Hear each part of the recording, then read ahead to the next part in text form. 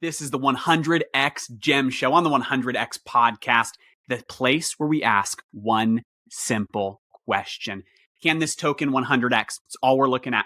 We're not reviewing the quality of projects. We're not asking, is this an incredible project with the best development team of all time? We're not asking if it's a scam or anything like that. We're literally just gem hunting.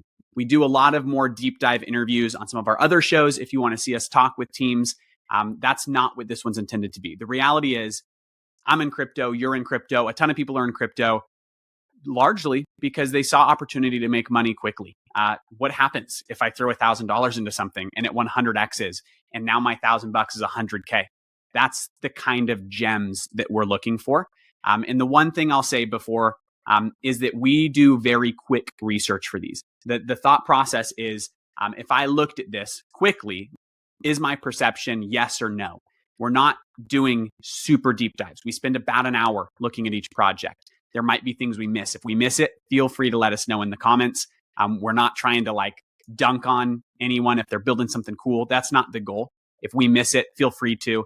If you're one of the 3 projects we talk about, you're always welcome to come on the show. We've had a bunch of projects recently that have been coming on the show to talk more in depth about things that we did hit correctly, maybe a couple of things that we missed or they didn't like. So that's the preface. We're not dunking on anybody, but we're looking for those gems. Before we dig into everything this episode has to offer, we want to highlight the awesome partners who sponsor this podcast and make it possible for us to work full-time on 100X. They're legends, and we appreciate them for supporting us. Imagine a game where the cards you play and the units you command are ones you've created. This is the future with Void 2122, the new sci-fi strategy trading card game where you're not just a player, you can be a creator too. We've played it, and it's actually fun. And let's be honest, that should be a requirement in Web3 gaming. Play it now at void2122.com. NFT card packs are dropping October 31st. Follow the link in the description to learn more. Astrobit makes automated trading easier than ever. Connect to one of the integrated DEXs or centralized exchanges and start trading in minutes. Bring your own strategy in any language from anywhere. We also have you covered if you don't have a strategy. Browse our exclusive marketplace and find a strategy that fits your needs. Looking for a Bitcoin scalper, an ETH swing trader? Want to trade Doge automatically? Select one of the strategies built by experts and get started today. Life is hard. Crypto doesn't have to be. Set it, forget it, Astrobit. Use code 100X for 20% off your first month. The first one is a token that just launched 2 days ago from time of recording. Bigtime's token is officially out. Bigtime's token right now, I believe the market cap is sitting around $45 million, but it's fully diluted is $1.5 billion. Is that correct, Caesar? 1.5 billion? Yeah, about 1.5 billion. I'm looking right now. So huge fully diluted valuation for a 24-hour period, but still a low market cap. Sorry, 48-hour period, still low market cap. The 24-hour trading volume is like $250 million. This thing is popping off. If you don't know what Bigtime is, it is, I would say, anyone that I talk to, that is into gaming and is into crypto, into the merger of those spaces, this game is always in the conversation. It's widely renowned as a top 5, top 10 crypto game. A lot of the people that I would trust would say that this is the most fun crypto game that they have played. It's a multiplayer RPG, looter, hack and slash. I was going to say looter shooter, but it's not guns. Looter, hack and slash that you play with friends, collect loot. Pretty sweet concept. I have not played it yet just because the access passes were honestly just more money than I wanted to spend to play a game. But the game is going free to play really, really quickly. That was their fundraise mechanism. But it looks sweet. It looks like a lot of fun. It's got a lot of attention. The way their economy works, actually, I'll let you get into that, Caesar. Initial thoughts on Bigtime. Token just launched. They've hit I don't know. They're skyrocketing, uphill trend right now. The tokens existed for 48 hours. What do you think? Yeah, definitely. I think the game looks interesting. Like you said, I haven't had the chance to try it either. I put in an offer for a pass. I am definitely not going to pay the price that it's going for, but I put in a little offer. Hopefully it goes through. If it does, then I'll be able to try the preseason. If not, then I guess I'm with the rest of the community and just going to be waiting for the official launch to go through. But But yeah, I mean, at the end of the day, my first initial thought is if the game is fun and the game is enjoyable, then I can see how this token and the assets that come along with it can have a lot of value. Because I haven't been able to try that, I can't say that it is fun and it is enjoyable. But based on the reactions that you see from Twitch streamers and people who have been posting videos, it seems enjoyable. It gives me a vibe of like Monster Hunter with like the big monsters running around the world and things like that, the boss battles. And it definitely does fit into the genre of games that I like to play outside of just shooters. I do like to play RPGs. I mean, I play New World and things like that. So this definitely does fit into that genre of games that I would be interesting to try. Um, when it comes to the actual economy and you're talking about how that actually would work, I was reading from their white paper how they sort of tie everything together and where the token really fits in. So based on the wiki that we read, you have the time wardens. I haven't really read too much of the time wardens, but those time wardens will actually reward people and players with hourglasses. Now, these hourglasses are the real important piece to this puzzle because with an hourglass, then you're able to actually start generating big time tokens for playing the game. Without an hourglass, you just go around and do your missions and your boss battles and whatnot, but without earning those tokens. Once you actually activate an hourglass, then you're able to start generating tokens, which then you can go ahead and take to the armories and the forges to create cosmetic collectibles, which then you can go ahead and use inside the game. Based on what I read on here, the hourglasses are actually limited amount in a limited amount of supply. The most common one have a supply of 600,000, uncommon 200, rare 100, epic 50, 30, 20, 5,000, 1,000, 100, and then one unique hourglass ever in existence. So there's really a limited amount of supply that will ever come to exist for these hourglasses, which make them super valuable because they're the only way for you to actually earn big time tokens within the game. Outside of that, I don't really see too much of the tokenomics in terms of like whether there's taxes, buy tax, sell tax. I don't think there is because I don't think it would make sense for a game like this. The price is currently sitting at 29 cents. It's down a little bit from when we first looked at it this morning. It was like 35 cents. Yeah, 33 cents, 35 cents. So it's moving. And like you said, the market cap's already at a 40 million. Doing 100x puts us just with the regular market cap at a $4 billion sort of valuation. When you're looking at the fully diluted, that's quite a lot more. The fully diluted valuation right now is 1.4 billion. 100 of that would be 100 billion, which is a crazy amount for a game. What do you think when you look at the big time token and how it fits into the ecosystem? Yeah, the other things I would say about the tokenomics really quickly, because I think, well, this is what I'll say. If you know me, if you've listened to me long enough, you know that I have said that I am guessing, I'm wagering that I would not be surprised if in the next bull market, one of the major narratives is crypto gaming, crypto gaming, gaming on the blockchain, whatever they end up calling it. Just because in my mind, we're seeing a lot of really cool developments of like, oh my gosh, look at this brand new thing that crypto can achieve or crypto can do. But that's not what's going to make crypto mainstream, right? What's going to make crypto mainstream is making things better that already exist. The financial sector is an easy one that says, look how crypto makes it better. Here's another example, in my opinion, gaming. Look how crypto makes gaming better. The way that they set up their economy, they say versus like a free-to-play cosmetic economy versus their cosmetic economy. So you play League, you play Fortnite, play Valorant, whatever. You give them money, you get a cosmetic skin. That's it. I got the skin. That's the entire economy. With their economy, the Time Warden, the Armory, the Forge, whoever's building the cosmetics, they send them to a place where you would buy money, and then I could send it to the Armory, where I'm then swapping with other people and I'm trading things, and it's like a looter shooter. I don't know, like playing Destiny or something, but you're selling the items that you're grinding for and the things you're winning and the things you're earning. There is like, I have been a big supporter of the idea of cosmetic economies on chain. I think that we're going to see that develop. Who's going to do it well? I think we're still, the jury's still out on that. I do think we're going to see some games that have in-game economic systems drastically challenge the narrative of what a game is worth. We were talking about this off camera a minute ago. You were like, dude, but could you really see a game being valued in the billions? I think yes.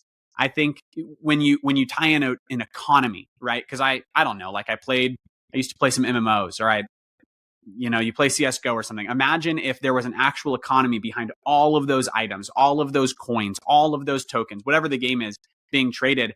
Like, I think that becomes more valuable than even the game itself. And so there is an argument for large scale market caps inside of games. But I do think I'm a little bit cautious about the fully diluted valuation being at $1.5 billion in 48 hours. I think people are really excited because a game that is genuinely fun and people are excited about playing has a speculative token now that they can play with. I think, I don't know. I think it's pretty high for 24 or for 48 hours out the gate. That doesn't mean that it won't stay here or won't come back to here. I think I am not convinced, not that it's a bad thing, I'm not convinced that a game will be worth $100 billion. That's a huge amount of money. And that would be the fully diluted valuation 100x. I don't know that Bigtime is trying to 100x their token, to be clear. Like, a lot of the time we're having conversations about tokens, but they're not striving to 100x it. Like, they're striving to build a good product. Have they succeeded in building a good game? I think all of the gamers in Web3 would agree on a resounding yes. I have not been able to play it yet, but from people I trust, they think it's a blast. So that's a win. Is the token going to be worth money if they're successful at creating a cosmetic economy that people actually want to trade skins in and trade weapons in? Yeah, I also think that's a valid use case for a token and the way they've said it. Like, I look at the tokenomics are simple. There's nothing complicated about it, but it makes sense. That same thing could work in Fortnite right now if they adopted it. But the actual price point, yeah, man, it's. I've said this before when we talk about projects that just release a token. It's so hard to gauge, like, oh, this token's been out for less than a week, it's going to 100x, or it's going to fall really hard and then correct itself. I don't know. I do think $100 billion is really, really big for a game. If Bigtime cemented itself as like one of the 5 games using blockchain tech that comes out to dominate in the next 2 to 5 years, I would not be surprised if it had a valuation of over $1 billion. But that would be kind of where it's sitting right now. Well, I think one of the things that's definitely is going to help, hopefully, in that sort of maintaining the price and the value of Bigtime is the fact that it's so closely tied to the hourglass. The fact, I mean, when you add those numbers up of the ones that I just mentioned, you really get about just over 1 million hourglasses available for perpetuity. There's never going to be more hourglasses. They do mention another cracked hourglass that is available to people who aren't able to get those. So then that way people can generate tokens without having one of those millions. But because it's tied to that, that means that there's only going to be a fixed amount of people who are able to generate these tokens at any given time. And because right now we're so early, there's probably not a lot of people generating these tokens because not a lot of people have their hands on these hourglasses.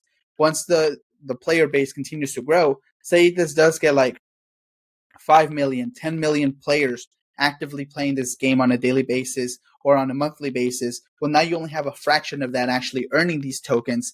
And because these big time tokens are going to be so directly impacted and ingrained into the ecosystem in the gameplay by using them to create these collectibles and the swords and the weapons or whatever you may do with them, people are going to want to be getting those tokens that they aren't able to generate themselves from the open market and things like that in order to be able to create their weapons or their cosmetics to be able to enjoy the game and progress further into the higher difficulty material. So in that sense, by creating a supply that's only 5 billion tokens, and according to their wiki, there's never going to be more than that, then you start creating a supply shock because there's only 5 billion tokens. That 5 billion tokens may not be fully circulating for many months or years. I don't know. They don't say specifically how long they expect it to be fully circulating. But until that happens, it's all locked behind the hourglasses, which then make the hourglasses also have a lot of value because they're the only way to generate new tokens. And also now there's different places where it becomes limited. And that's one of the things that they talk about, that even though there's a very limited supply of places where you can get tokens, there's a lot of different sinks for those tokens, making the amount of circulating supply always continue to decrease as people continue to use them. In the way whether that's going to have enough we didn't even mention value for 1,000 or 100x, that's a whole different question. Yeah. We didn't even mention the exact uses that you're using the Bigtime token for. One thing that's unique about their cosmetic economy, using Fortnite as the example we were earlier, Fortnite releases a new skin that their creative designers created. I buy that skin with V-Bucks that I bought with money. Cool. Awesome. That's the end goal.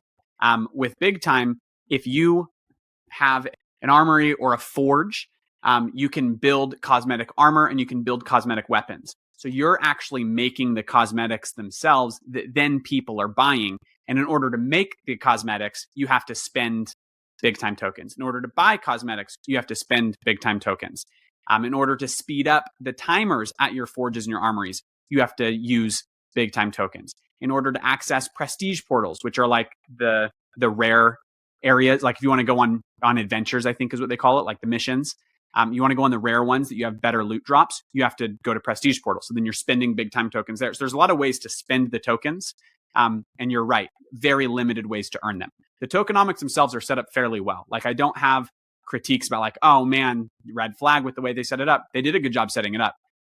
My only like hesitation to call a 100x is, dang dude, the community got so excited that they just spiked this token to the moon immediately in 48 hours. And it's at a point that like, do I think it's going to 100x right now and go to $100 billion fully diluted valuation? No, I don't. Like it would have to be years of development and acquiring players to ever potentially reach that point. Because right now there are no studios, to my knowledge, even worth $100 billion outside of Web3. And so how do you make one game worth that? I presented the argument earlier of like, you do have an in-game economy that's going to change the way games are valued, but I don't know about $100 billion. Like I think it's going to have to find a place to settle, and then you're right, it'll rise as the supply shock happens. Too hard to One thing I find I'll mention before we wrap up with this one is the fact that I think this game has been in development for a while, just based on the fact that they had land sales. That was a very 2021, 2022 thing. So you don't really see that as much anymore. But one of the things that's really going to also be a great factor in whether how successful they continue to be is how much they're able to adapt. I feel like a lot of the things that were successful in 2020, 2021 are not going to are starting to see that they're not transitioning very well to the new way people are looking at games today. So how they're able to transition that from like a $10,000 entry point with some of the land sales, things like that, to something where people are just naturally and organically able to participate in and start from maybe a very low budget type of place and grow into that sort of area. Free to play in season 1. So. Yeah. How they started able to adapting those new things and making sure that it's not super pay to win and super locked behind a paywall, especially when you start looking at the time warrants and getting those hourglasses, and having some of those be available to people who may not have that kind of budget is definitely going to be a factor that you have to consider with the success of this game. Yep. Easy. Boom. So does Big Time's token 100x from its $43 million market cap right now? Caesar, yes or no? Well, $4 billion does seem reasonable. When you look at the fully diluted, that's where the question comes in. But this game still has so much more to go. Can this token be worth, what would it be, $30? Yeah, I think a token could be worth $30, but then the valuation is where you get iffy. So we'll see. Cool. I would agree with that. The next project we're looking at today is Railgun. The ticker is RAIL, RAIL. $14 million market cap right now. Very low trading volume in the last 24 hours, only $12,000. Fully diluted valuation of $25 million. So definitely different than the previous one we're looking at with Big Time. Larger market cap, larger fully diluted. This one is pretty close within itself. It looks like it's about 50% of the supply is out right now. What is Railgun is the big question. Railgun is a privacy system built on ETH, BSC, Polygon, Arbitrum, and then it's coming to Solana, Near, and Metis. It uses ZK technology to basically allow privacy to exist on chain. So what I mean by that is you buy something anywhere, you buy some ETH, everyone can trace that transaction forever on the blockchain, right? That's one of the beauties of crypto, is that everything is transparent. The problem there is that there is an argument that in order for mainstream adoption to ever occur, there has to be a level of privacy or anonymity that is allowed to exist. We've seen some attempts at that, Tornado Cash being one of them. That's had a lot of drama surrounding it. And I guess you could say like governments that exist right now don't like the solutions that we as a space have presented. And there is big arguments that say like in order for financial transactions, traditional finance, to come to crypto and transact on chain, there has to be privacy. You see, I think it's JP Morgan that is building a private chain right now because they're not willing to launch on one that is public and totally transparent and everyone can see every transaction, because there's levels of like bank transactions that need to be private. Simple things like that. When you talk about why that would be needed, some reasons would be, like we just mentioned, or like I just mentioned, the privacy for finances. One would be payroll privacy. So like if I'm paying my employees via blockchain, maybe they don't want everyone knowing what their salary is, or I don't know. Our salaries are probably public. Another would be like alpha protection. So you're a trader and you're searching for things. You don't want people copying your trades. There's some privacy. Some would be, I don't know, censorship resistance. I'm sending money to somewhere that doesn't allow crypto to transact, and I want to deal with government censoring me. Some would be, I don't know. There's a bunch of different options, but essentially being, hey, we want privacy to exist on chain. We've developed a method for it to exist. The way they're doing it, as simply as I can say it, is they're essentially shielding your tokens, is the phrasing they use. Any ERC token and any NFT they can shield into a different address. So you wouldn't know what's happening. You wouldn't know that those tokens are there. You can send privately through that ZK address system. So I could send Caesar money and no one would ever know how much money I sent Caesar. They would never know which token it was that I sent Caesar. You can use it on top of dApps on Ethereum. And so I can use like Uniswap completely privately and nobody would know the price amount, including like Uniswap's V3 NFTs. I could, in the NFTs, when I say NFTs, Uniswap uses NFTs to represent like your balance in pools. And so that could be totally private and no one would know, even though generally that's all public information. So they've brought that in a way that is pretty much like just using a wallet. It wouldn't be, to my knowledge, connected to like your MetaMask. You would use one of the open source wallets that are being built through the Railgun ecosystem. But basically, yeah, you just use their wallet and you can transact on Ethereum, on Polygon, on BSC with no one knowing what is happening. Pretty unique solution to a problem that does exist. The question is, how does the token tie in? And does the token 100x, right? Caesar, thoughts on Railgun? Yeah, I think you hit it right on the nail. I do also believe that this is necessary. Privacy is necessary in order for mainstream adoption to occur. At the end of the day, if you're going to be paying your bills and doing this all on chain and handling all your finances and investment and have your retirement accounts on chain, you don't want all that stuff to be tracked and you don't want it to be super public. And especially when you have companies trying to do everything on chain, having people's wages, people's things like that on chain and being visible to everyone definitely breaks a lot of rules. I know one of the things that they also talk about is being compliant to a lot of the rules and regulations, like the GDRP or PR, one of those. And that's super important because for mainstream adoption, we make sure that we have to make sure that we're compliant. One of the things when we were looking at the token specifically, the Rail token, is how it works. So the way that that actually works is by generating fees, and that token is connected to the fees, one of the two fees that the Railgun ecosystem has. So there are two different types of fees. There's a fee for shielding and unshielding, which you mentioned, and that's taken fees. Those fees are actually taken by the protocol, and then there's the relayer fees, and the relayer fees we'll go ahead and touch on in a second. But the fees that actually impact the token are the shielding and unshielding fees, which I believe are 0.25% of every transaction when you go ahead and shield and unshield a token. And these tokens are actually given to their what they call their active governors. So it's if you go ahead and take some of your Rail tokens and you lock them up, and then you will actually be entitled to a share of the 2% that's sent every 2 weeks from the treasury that they collect the fees. They send that over to any people that are staking. So if I hold 50% of all stake tokens on Rail, then every 2 weeks I would receive 1% of the entire fees that are generated inside the treasury, which I think is a very nice addition to it. And then you also have governance, which a lot of different protocols use. And then the second fee that I mentioned is the relayer fees. So the way that everything actually works and how they're able to make it sort of private is that anytime a transaction is done on the Rail ecosystem, you and I, our names and our wallets and everything wouldn't be attached to it. But on the other side, on the public network side, the OX wallets, someone has to be doing those transactions and paying those gas fees on the other end. So you and I can go ahead and become a relayer and say, hey, we're willing to go ahead and conduct those transactions that the Railgun users want to go ahead and do privately. So then what that would look like is if I'm trying to send Matthew privately 1,000 Ethereum or 1,000 USDC, then I would send him 1,000 USDC and pay a fee on top of that, which is a relayer fee. So it could be like, say, $10. Then I would pay 1,010 USDC, and those $10 are sent over to the relayer for going ahead and transacting or making that transaction happen on the public network. So that way, that's how the relayers actually come into play and how everything comes full circle.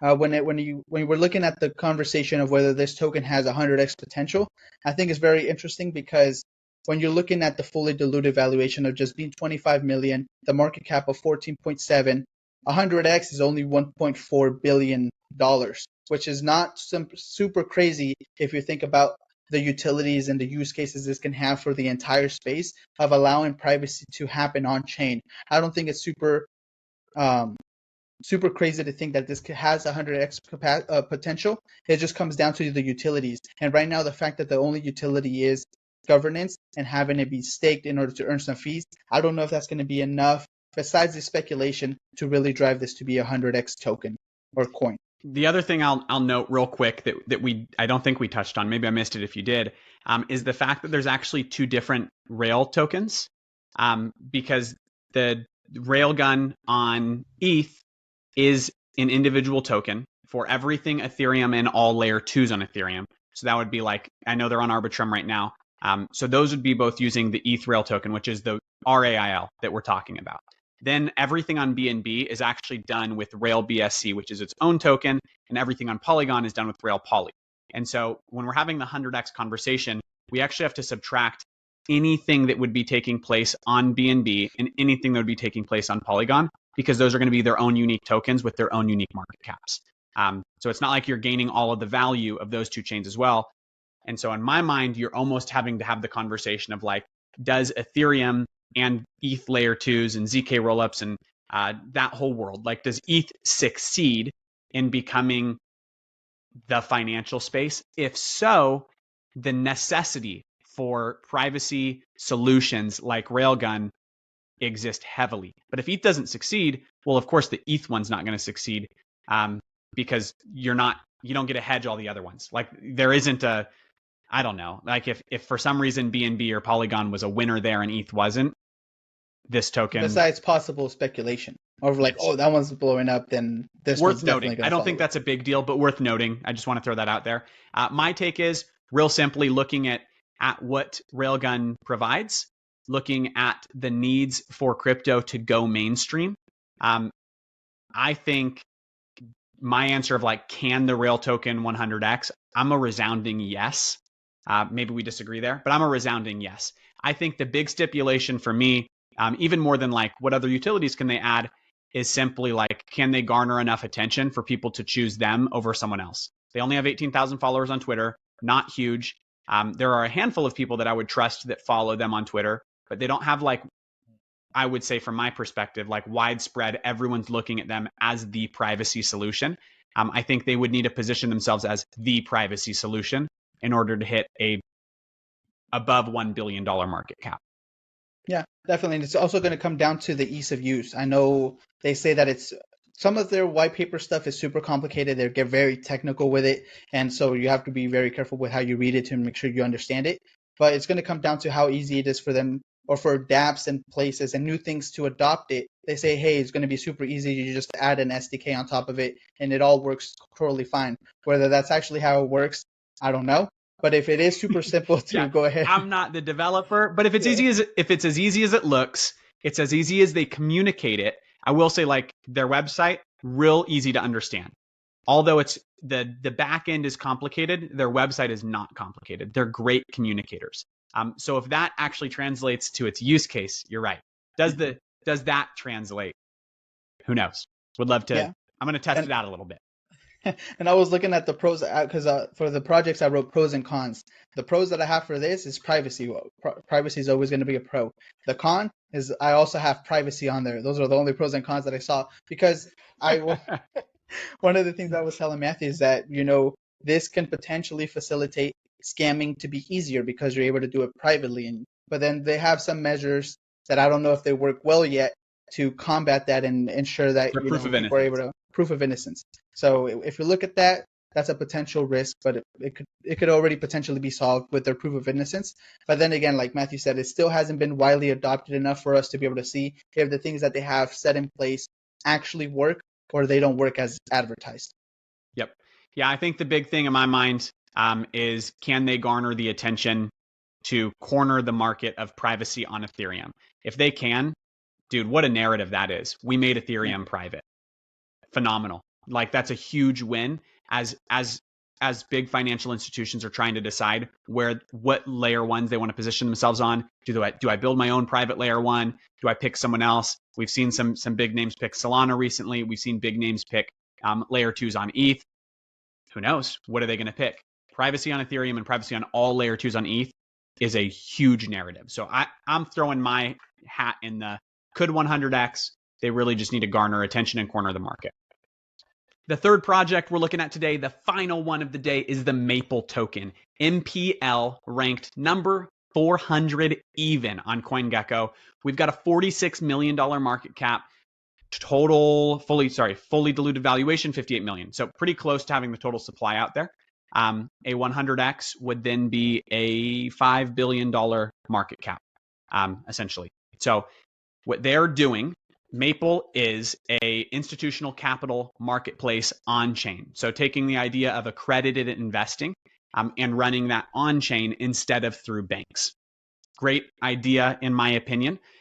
They've existed since 2021. They're on ETH and Solana. I'll read you one quick snippet from their website just so you get their vision. They say, on Maple, credit professionals manage fast-flowing lending businesses where capital is syndicated and lent to institutional borrowers to fund business growth and operations.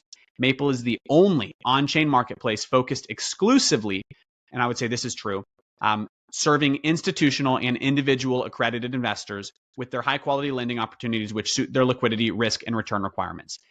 We've had Goldfinch on the show before, or we talked about Goldfinch on the show before. I would say this is a similar competitor to Goldfinch. Goldfinch being focused mostly on real-world assets, though, where that's only one of the three types of lending pools that Maple offers.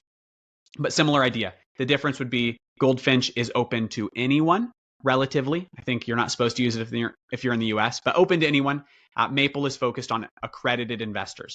So what is the idea? Essentially, hey, I'm starting a business wherever. I need X amount of capital. I need $20 million. Okay, so I can go apply for a loan through a bank, or I can go through the process with Maple, apply for a loan pool, and then lenders who are accredited investors can deposit their money straight through on-chain to the process they've set up. I know they have like an escrow system in the back end and all that. They're not just giving 100% of the money automatically to that borrower, but basically giving the money to the borrower is paying you interest as a lender. It is not open to the general public. The token is, anyone can trade that, but it is essentially institutional investing on chain. I would be in the camp to say that is a great use case for blockchain. You get to take banks out of the picture. Cool experiment. I like it. But now getting into the token, thoughts, Cesar Martinez. Well, I mean, even just the thoughts on the protocol itself, I have to agree with you. I think it's a really awesome idea and a good use case of the blockchain. Whether I feel like it needs to be on the blockchain, I mean, outside of just the banks and taking the banks out of the picture, I think the fact of how many uses or how many users they actually have using their platform really shows that by narrowing down how many people can use it between accredited and institutional lenders, it really shows the fact that, hey, not only has their token really fallen down from, I think, the almost all-time high of $60 to where it's sitting at right now, which is $6, $5.90 from when I looked at it. It really shows the fact that by really closing down and putting a lot of different barriers to participate, well, then there's very little amount of people who are actually able to participate and willing to go through all those extra steps to participate in something like this. I know we were looking at the numbers of people who are actually have loans on the platform. and I couldn't find more than maybe like 20 people It's 60 actually million having locked, I those. think is what it was right now. And yeah, it's something like 50 individual lenders. Yeah. And there's different lendings on ETH and Sol, but most of the opportunities right now are on ETH. The best pool on ETH that gives 14.1 APY within 30 days. But the thing is that it only accepts deposits of a minimum of $50,000 from accredited investors after a KYC. Some of the pros that I saw is that it is decentralized borrowing and lending while ensuring that everything is above board. So if the government officials were to come and knock on their door, everything seems to be running the way it's supposed to. KYC and AML processes are done directly through Maple, which means that they don't have to go to another different place and KYC and things like that, which I think is a plus. Because at the end of the day, if you're going to have these things implemented into your protocol, then you should be doing it yourself to make it easier and for people who actually wanted to do it. And they're willing to adapt based on their MLP version 2 proposal. So one of the things that I saw and one of the reasons why the token price fell so much is that there just wasn't enough utility and the token seemed to just be an afterthought to the protocol. The idea is like, hey, the protocol, this is what we want to do. How do we attach a token to it? They gave it some governance and some fees and things like that, but it didn't seem like it really fit into the whole idea of how the protocol was going to work. With the version 2 proposal that just passed 1 month ago from today, from recording, there seemed to be wanting to add more utility to the token, have it be more integrated with the actual protocol itself, and change some of the things of how the protocol works in order to entice more people to come and borrow money from Maple, which that tells me that because of all these things that I mentioned before, all the barriers, they are having a hard time not only finding people to lend money, which I don't think that there's one of the biggest issues, but people who actually want to borrow money from them. And I think that's the big part because yes, you can have millions of dollars from people that are willing to lend you that money, but if no one's on the other side borrowing that money, then I'm literally lending my money to nothing. I'm not getting anything out of it because my money is not being utilized. And I think that's one of the cons that I mentioned, that even though KYC is easily accessible through Maple, the fact that it's all behind these walls, AML, KYC accreditation, it's very hard to find people willing to actually participate. And so those were my initial thoughts. The actual tokenomics, I didn't really find a lot of information about it, whether it's taxes. The only things that I saw is that it has a total supply of 10 million and a circulating supply of 7.9 million, which that leads me to my final conclusion. With the way that I'm looking at the protocol itself today, I can't see this token 100xing because I don't see how it very much well connects to the protocol. And it seems that the only thing that could potentially drive this up is speculation. And I don't think with this having been out for many years already, I think 3 years at the time today, I don't think the speculation is going to be strong enough in order to send this 100x from here. I think you have valid points, but I'm going to challenge it. I think you and I are going to have different conclusions at the end of this, which is fun. I love disagreeing with you. It's half the fun of doing shows with multiple people. I'm looking at Maple's metrics. So you were saying, hey, they have a hard time finding borrowers. They have a hard time. I think that is accurate in a sense. But if you just look at them since December 2022, their loan growth volume, their pool APY, and their latest deposits have all gone uphill. Their total lenders have gone uphill, and their protocol revenue has gone uphill, all since December of 2022. Sorry, not 21, December 2022. So the last 9 months, 10, 11 months. Wow, time moves fast. The last 11 months, it's been a quick year, you guys. The last 11 months, they've consistently gone up and to the right. And so there's one piece. Are they big enough to achieve the goals they've set out? For sure, no. But have they consistently grown as far as protocol side? Yes. Has their token consistently grown? I think that's probably a no. If I go back to December 22, yeah, I guess it's gone up. It was at $3 then, and it's at $6, so $5. So it's almost doubled since then. And I will say, like on the token fall price, they were at $60 at their high in May of 2022. That was right around the time that I guess everything took a nosedive. And so for them to, yeah, they're definitely down. They're down a negative 10x since May of 2022. But I've seen a lot of projects that are down worse than that I think are making a comeback in the next bull market. So I don't think that's an immediate, like, you lose, in my opinion. The thing that I would look at, simply because of the problem they're trying to solve, right? They're not trying to solve the goldfinch problem of let's let everybody access things that previously only institutional investors could access. That's not their goal. Their goal is simply, could we make institutional investing more efficient, more effective?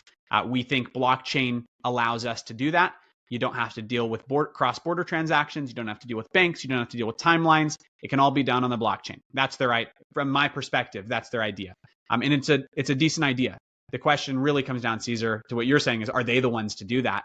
I would challenge the idea that anyone's going to succeed in that right now. Because I think when we're talking about borrowers and we're talking about lenders, how many institutional investors are in crypto right now? It's got to be the smallest fraction, right? Institutional investors are still scared of crypto. And so the number that's willing to come here right now, I just think is not many. So I wouldn't even. And they're probably all in Maple. Yeah, exactly, dude. Like there's not many here. And so I wouldn't, and I'm not saying accredited investors, lots of accredited investors here, but talking about institutional money, there just isn't much in crypto right now. And so I wouldn't even like put that as a negative towards Maple. I would put that as a negative towards the space. I think that's coming. I just don't think it's here yet. When I look at, can Maple be the ones that do that? I look at who's engaging with them. I see that in the last week, Jeremy Allaire, the CEO of Circle, is tweeting about Maple being one of the solutions to being a 10x improvement over TradFi debt markets. Big deal. I look at some of the people that follow them. I see MakerDAO, I see Chronicle Labs, I see Helios Labs, I see Manny Tokenomics, been on the show before. I see Anatoly, founder of Solana. I see Ryan Selkis of Masari Crypto. I see Ethan Buchman, I think that's how I pronounce his name, the founder of Cosmos. And the list just goes on, right? I see a lot of people who would be reputable institutional money that are following along with what Maple is doing. And to me, that's a positive indicator of, hey, these guys have a future in this space. And if it was like they had those followers because they were doing something in 2021 and then nothing now, that would be one thing. But like, dude, in the last week, the CEO of Circle tweeted about Maple being a 10x improvement on TradFi debt markets. I think that's a big deal. Does that mean they're going to 100x right now? No, because you're right that I think in order for this token to 100x, there has to be a large amount of volume taking place in the Maple ecosystem. And so I think that doesn't happen until institutional investors trust crypto. Could Maple position themselves as the place to go once those institutional investors trust crypto? Yeah. And if they do that, I think the token 100x's. But I think I have to disagree there because I agree with you. And I think maybe you missed my point. I think Maple will succeed as a company, as right. a product. Your idea is, does the token capture the value? Doesn't connect. And I agree that in its current format, it is not entirely capturing the value of what they're doing. Goldfinch has the same problem. I think they're moving in the right direction though with that vote to their V2 token this month. And I think speculation will follow real world asset markets, and I think speculation will follow debt markets. So I think there's going to be a heavy amount of speculation that happens there, and I could be wrong. But I would say, does Maple 100x? I'm not in the business of answering does it, but I think it has the capacity to. Yeah. Well, and with that sort of criteria, anything has the capacity to. Sure, it has the capacity to, but with the way that it stands today, it's not likely. And they've shown in the last month alone that they can make improvements on the things that need to be improved in order for the token to capture value. Does it right now in its current format totally capture the value? No. But I think they're taking the steps to make it capture the value. So I'll agree with that. It's a good step forward. I like all three of the projects we talked about today. I think all three are interesting. They're bringing real solutions to crypto. The question is, does the token of each individual project capture the value of the solutions they bring? We'll leave that up to you. Let us know what you think about all three. And finally, there is no financial investment advice here. Don't go buy something just because I'm intrigued by it or Caesar's intrigued by it. As you see, we don't even agree with each other all the time. That should not be financial advice. This is a wild space. I think it's Ryan from Bankless who says, this is the Wild West. Chart it carefully. It's crazy out here. Have fun with it. Let us know what you think about these ones and send us the next projects. All three of these were asked for by community members. We appreciate you guys.